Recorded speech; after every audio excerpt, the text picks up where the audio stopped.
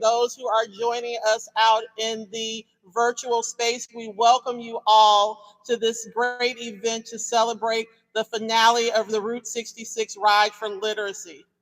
My name is Marilyn Green, and I am the president of the National Federation of the Blind of Illinois.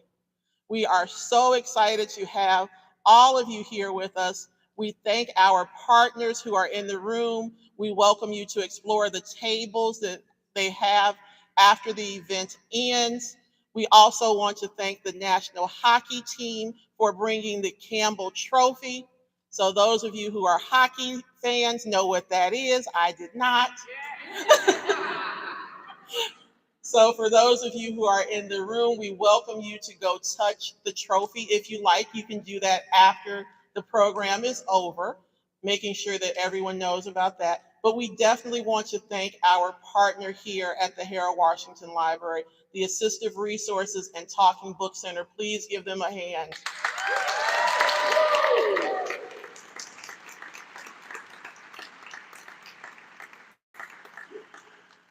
Thank you. So when we started talking about this, much of my roots is in the library system. Before my new journey in work, I worked for Chicago Public Library for over 20 years. So when we talked about literacy and we talked about Braille, I honestly said to our team, there's no better of a place to go to than the Assistive Resources and Talking Book Center at Harold Washington Library.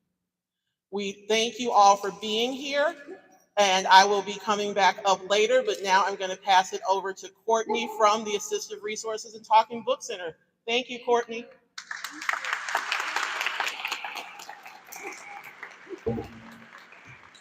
Thank you so much. So on behalf of the Chicago Public Library, I welcome you all this morning to the library. Thank you all so much for being here today to celebrate Braille literacy, Dan O'Rourke, and our partnership with the National Federation of the Blind. On July 27th, athlete and veteran NHL referee Dan O'Rourke began his Route 66 Ride for Literacy from the West Coast at the Santa Monica Public Library, thank you, in California. And today we celebrate the end of his 2,400-mile long journey that ended this morning at the Route 66 mile marker, a short distance from the Chicago Public Library. Dan's mission to increase awareness about the importance and support of Braille literacy for adults and children aligns closely with the library's mission to welcome and support all people in their enjoyment of reading and the pursuit of lifelong learning. In fact, the Chicago Public Library was one of the first major public libraries to develop a reading room, providing Braille books to blind patrons in the late 1800s, and today we continue. Flash forward to today, the Chicago Public Library offers access to Braille books and magazines, as well as digital Braille and Braille technology and devices in our Assistive Resources and Talking Book Center, here on the 5th floor.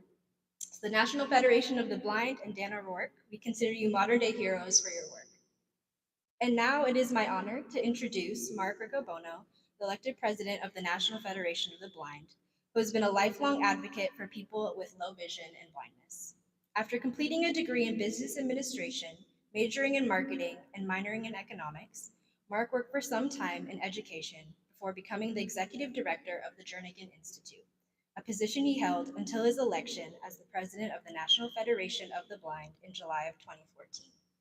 In his federation work, he has led a number of critical initiatives, including the establishment of the National Center for Blind Youth in Science, building a national mentoring program, expanding Braille literacy programs, including the NFB Braille Enrichment for Literacy and Learning Program, many advocacy priorities, affiliate building projects, and serving as a point person for key relationships with NFB partners. It is my pleasure to introduce President Mark Riccobono here today, and welcome.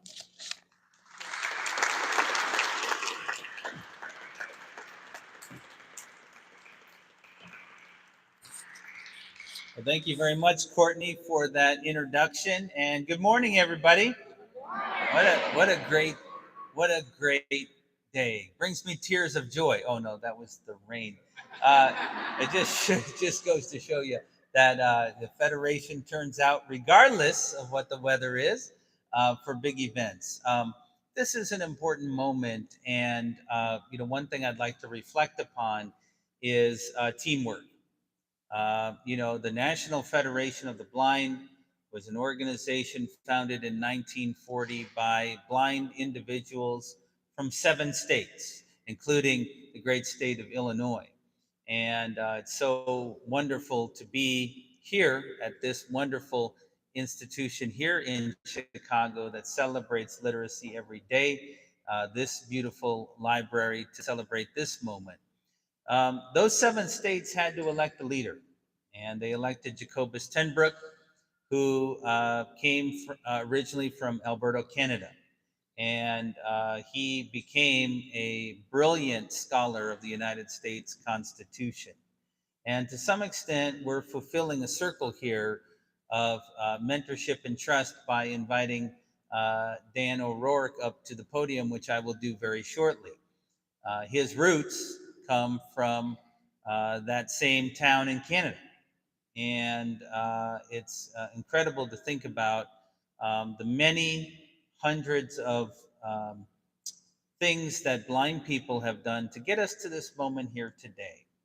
And we're celebrating a time when the leadership of blind people and blind people taking charge of their own destiny has brought us to a time when we can have great partners who are represented here in this room, and new partners who are coming to us in this room today to help blind people achieve living the lives that we want. We know that blindness is not the characteristic that defines us or our future.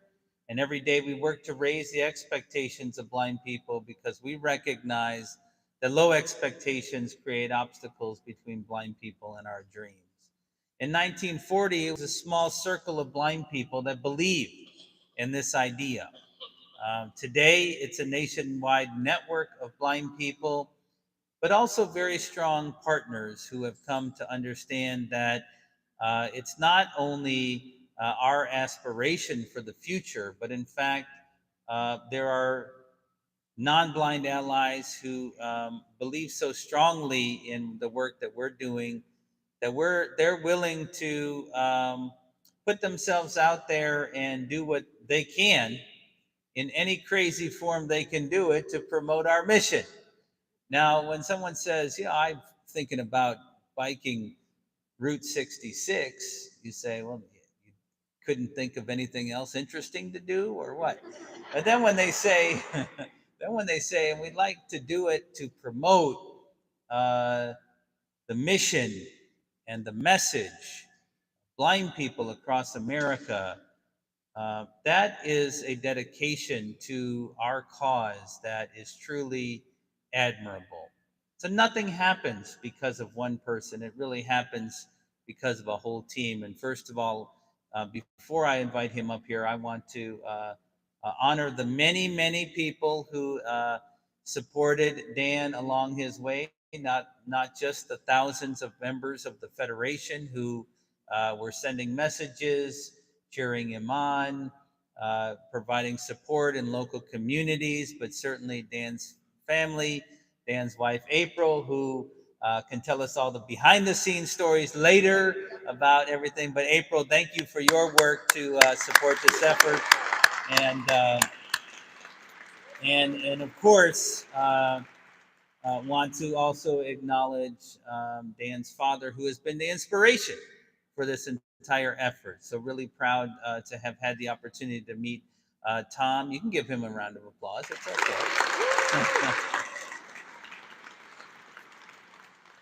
So nothing happens without a team, but it does take someone at the head of the pack. And in this effort, Dan has been the inspiration, but also the individual putting in the real work. And we know that leadership is not just about calling the shots. It's about being out front, doing the real work, sometimes doing the hard work. And so without further ado, I'd like to invite to the podium, after giving him all of the congratulations we can for his tremendous effort, to hear his words. Now, he does not want to be applauded when he comes to this podium. He made it very clear at our national convention that he is most comfortable in the arena he works in when he's being booed. So please, with all Federation enthusiasm, let's give a large boo to Dan O'Rourke.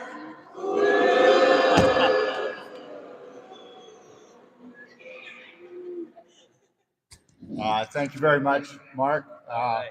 I appreciate. Can I just take this off? Or yeah, okay. There we go. Like you said, my day job is a referee in the National Hockey League, so I do not very often get cheered.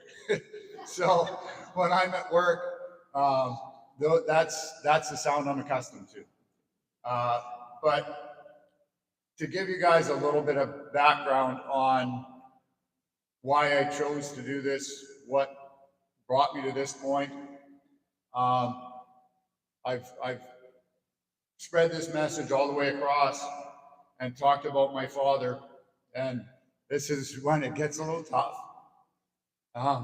But my dad never once, when me and my brother were growing up, ever said no. He always found a way to be this amazing father. Didn't matter what it was. I've told the story. You know, I played a little bit of baseball as a kid.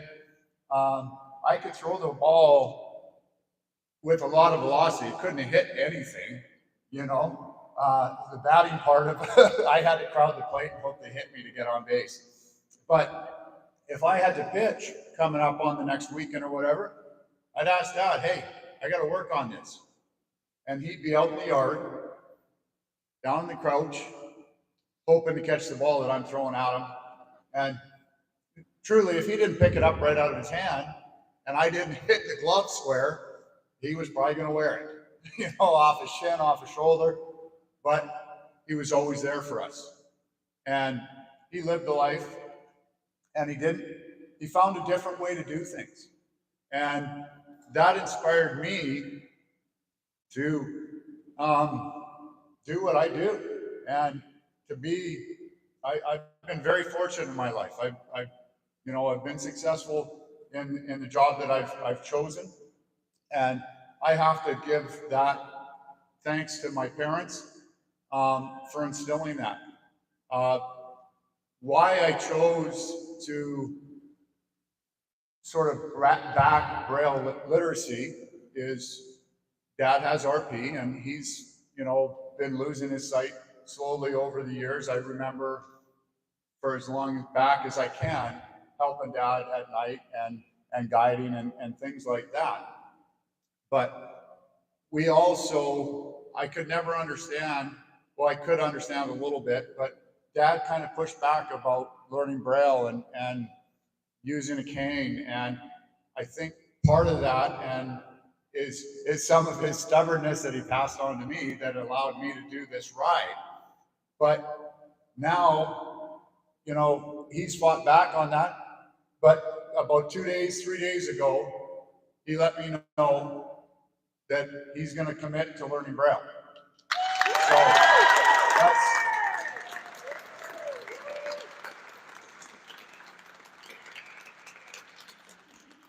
so doing this ride and trying to raise the awareness of the message of the NFB, of living the life you want and not letting blindness hold you back. I've met a lot of people and heard a lot of stories, and you know, I was lucky enough to drop in on some of the Bell Academy Zoom classes and talk to those kids and see exactly who we're trying to raise funds for, raise awareness for, get them the skills that they're going to need to be successful in life, you know, and that's important to me. But one of the best things for me is Dad actually going to take that challenge on. And, you know, so truly, like President said, this has been a huge teamwork, behind the scenes stuff. It's pretty simple to actually come up with the crazy idea to ride Route 66 in the summer. you know. Probably could have picked a better weather time, you know, so it wouldn't have been so hot. But once you come up with that idea, you start to find out that there is a lot of legwork and a lot of things that I didn't think were going to be there. And I'd be remiss if I didn't thank Patty Chang, Rachel, and Stephanie for all the work that they've done behind the scenes with me, for me. You know, it's just couldn't have done it without you guys. A couple of people that helped me out are Alchemy Bikes that out of Denver. They provided me the bike that I was able to ride across the country. Cycle Touring Life gave me the saddlebags and everything like that, so that, you know, I had everything I needed while I was on the road. And then also Infinity Seat. I'll tell you what, that was a lifesaver.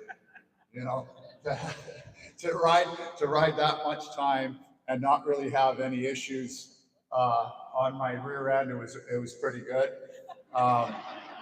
You know, and so it's just and having the backing and the help of some of the people with the NHL to get the story out.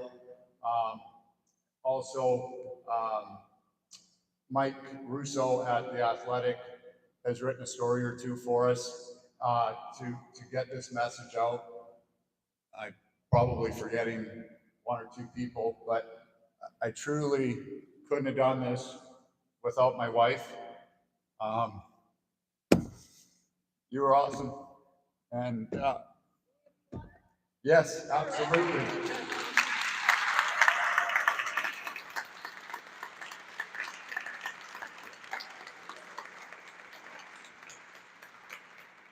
You do a journey like this, and I did keep smiling all the way across. There was a couple times I think maybe April might have had to remind me, you know, or kind of coax me out the door sometimes in the morning, because you're feeling a little bit beat up and a little bit sore. But she was there for me. She did so much of the planning for our stops and our stays. Most mornings, I just kind of said, "Hey, April, where am I riding today?" And she would enter that into my bike computer. And as the journey went on, we got better at it. I didn't get lost nearly as often. You know, there was a couple spots there. Route 66 just kind of disappears, and if you're not really paying attention, you end up having to backtrack. And I think it was the second day of this trip. We were riding from San Bernardino to Barstow, California. And I got about 40, 45 miles in, and April met me, and we stopped, and I changed out some water bottles and had a little bit of food. And then we put the second part of the journey into the bike computer. And I'd been on some kind of dirt roads and things, but only for a short period, maybe a quarter mile or whatever, and then I'd be back on pavement and things were going good.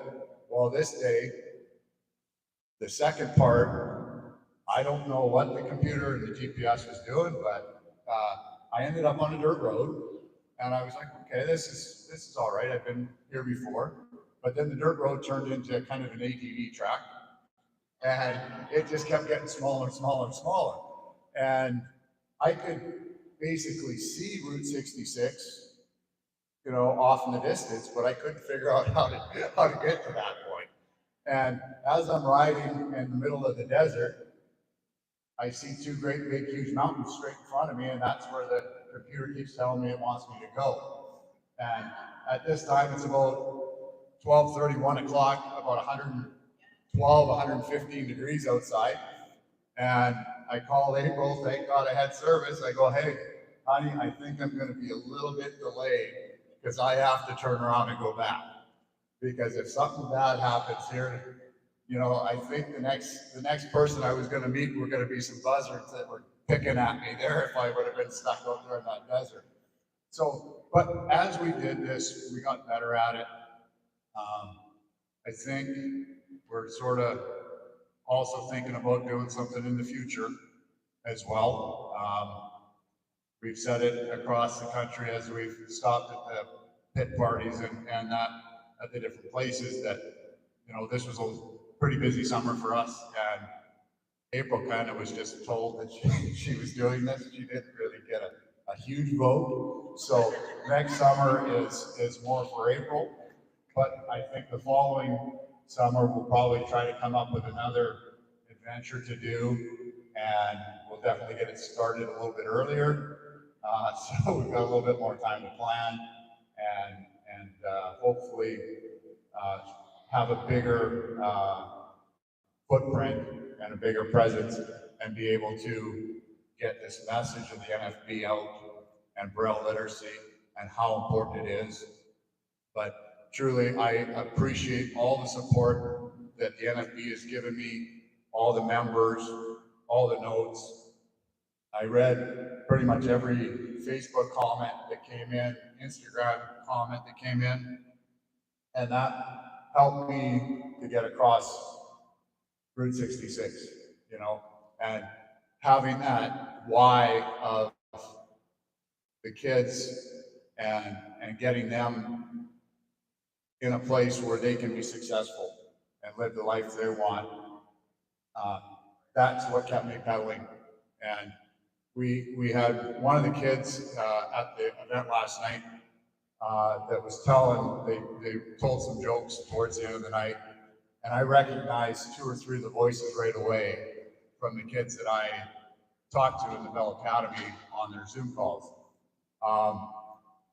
And one of the boys, they were given the opportunity to tell me, hey, what can you tell Dan to inspire him to keep going?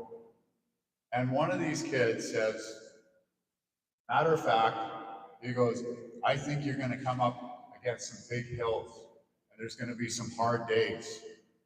But every time you pedal, that's progress. And progress is progress.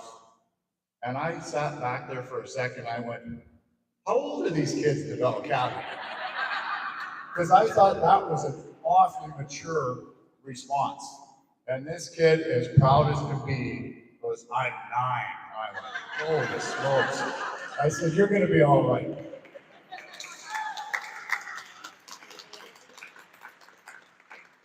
But it's kids like that that are going to be the future of this organization. And if we can get them going on the right path, it's just going to make this organization even stronger. So I truly appreciate you guys. The fact that you guys have brought me and my wife and my family into your NFB family has been the most unbelievable, humbling experience for me, and I'm sure for my wife. So this has been just super to be here with you guys, finish this ride, and we're going to keep this going. We're going to keep pushing this message, and we're going to keep getting it out to anybody that listens. If somebody asks you, you tell them, okay? Because as big as your organization, as long as your organization has been around, we need to make it bigger. We got to get it better. And with the people you have in charge, I know it's going to happen. So thank you so much for being here. Thank you for all your support. And this was just unbelievable. And love you guys, and thank you very much.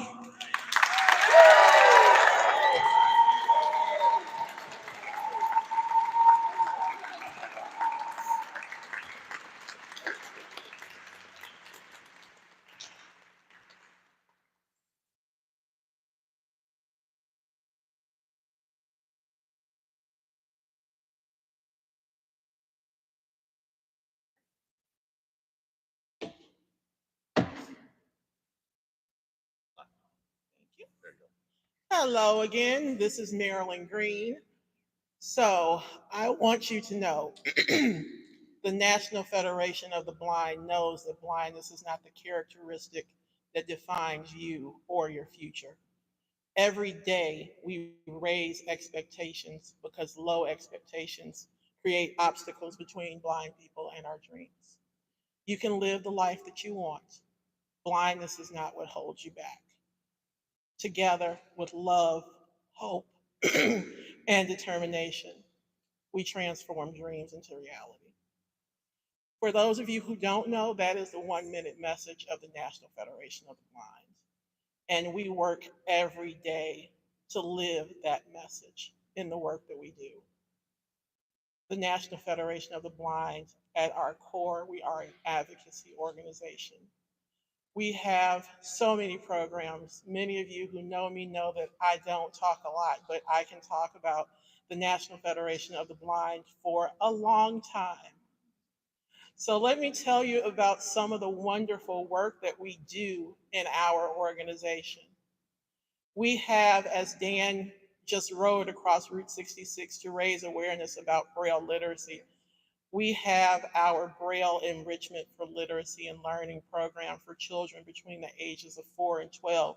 Are there any bell ringers in the room, virtual or in person? All right, they're in school. All right. We have here at the National Federation of the Blind, we have our in-home edition. So those who do not have a program that they can get to in person, we have an in-home edition that's virtual. Here in the state of Illinois, we run 2 great programs.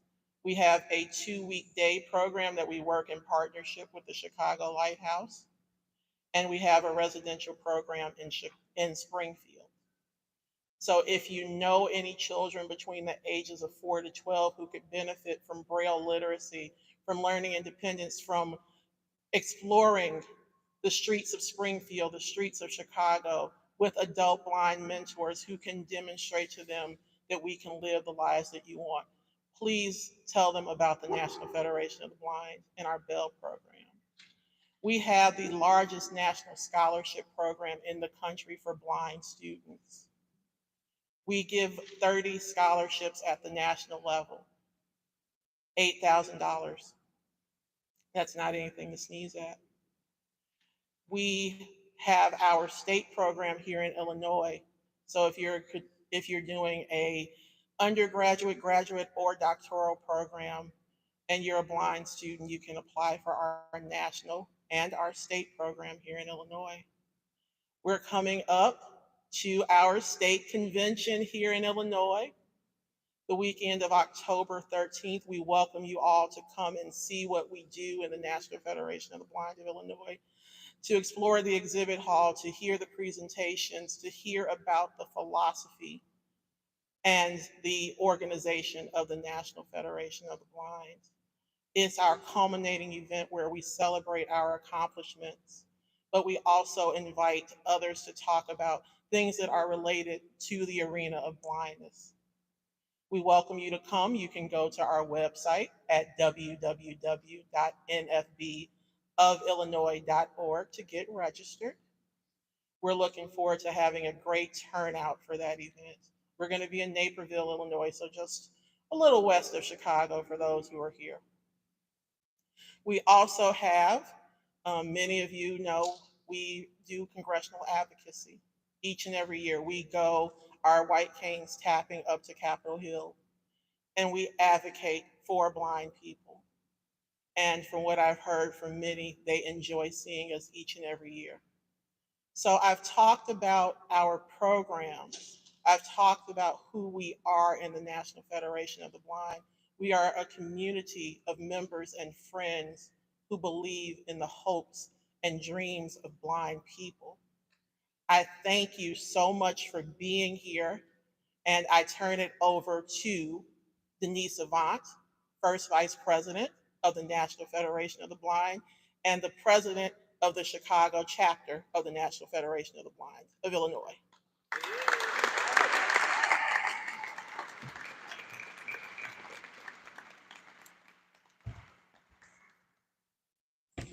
Good morning, everyone.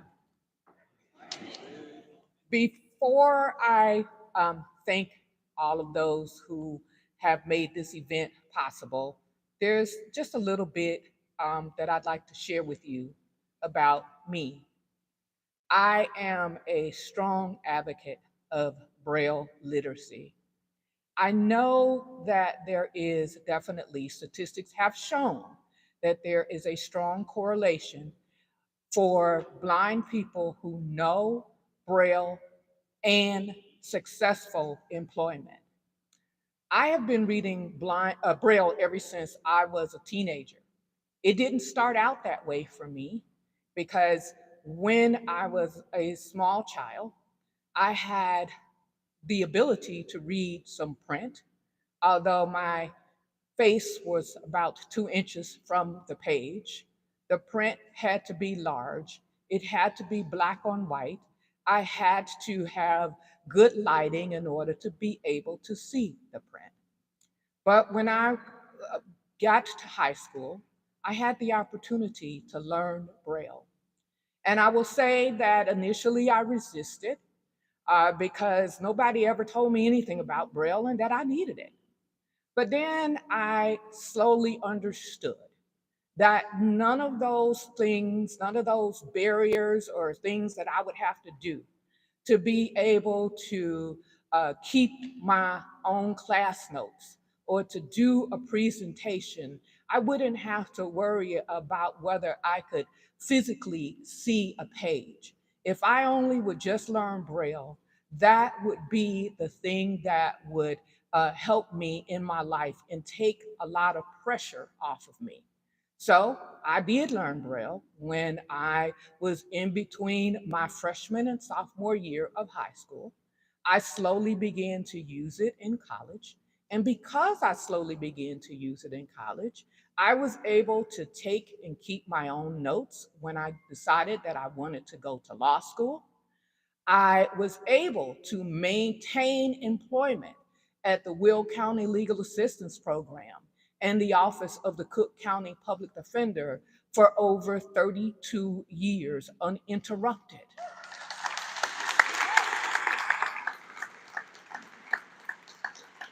Because I learned the Braille code, I was able to stand before the Illinois Appellate Court, the Illinois Supreme Court, and deliver my oral argument with confidence. Because I learned Braille, I have been able to stand before the American Bar Association and present resolutions. Because I learned Braille, I have been able to go out on my national rep assignments for the National Federation of the Blind and give convention speeches and presidential reports. If I had not learned Braille, if I would have continued to resist, I would not be standing here before you today. So the other importance about Braille, it even plays a critical role in my life. I can label things in my home, know the different coloring of my clothes. I know when I reach the floor of my apartment building because there's Braille indicators and Braille numbers. So I want to say that even if you're not thinking about employment, Braille plays a critical role in one's life. And I just want to share one other thing about Braille. One of my classmates from long ago, we were in the same school together. She grew up as I did, learning to read print. She didn't know Braille. But then suddenly, when she got in her 40s, she lost all of her vision. But from that time on, from the age of 46, she dedicated herself to reading Braille. And today she sits and she reads whole entire books on her own. She is the head of our literacy is for everyone committee that we have here in Illinois. So Linda Hendel, I just want to say congratulations to you for promoting Braille in the way that you do.